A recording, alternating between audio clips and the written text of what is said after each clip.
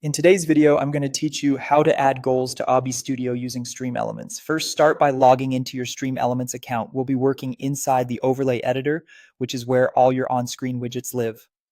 Once you're in, head to Streaming Tools and open the Overlays section. This is your dashboard for creating and managing everything that shows up on stream. Choose an existing overlay you already use and click Edit, or create a fresh overlay if you'd like to keep your goals separate.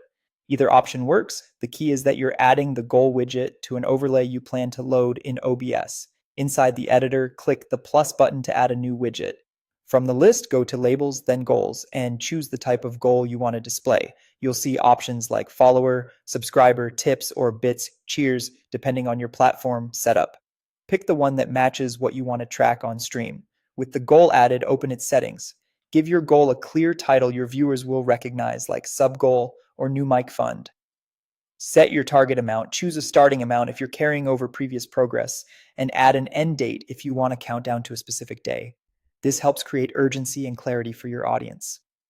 Next, customize the design so it matches your brand. Adjust colors, fonts, and the progress bar style. Consider contrast and readability. Your goal should be visible at a glance, even on smaller screens. Most goal widgets also let you tweak animation speed and label visibility, so keep it clean and not too distracting.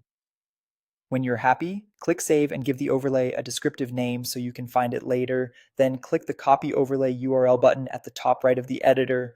This link is what OBS will load to display your goal. Open OBS Studio and go to the Sources panel. Click the plus icon and select Browser. Name the source something recognizable, then paste the overlay URL you just copied. Set the width to 1920 and the height to 1080 to match a standard 1080p canvas, and click OK. If your OBS canvas uses a different resolution, match these numbers to your actual canvas for the sharpest result.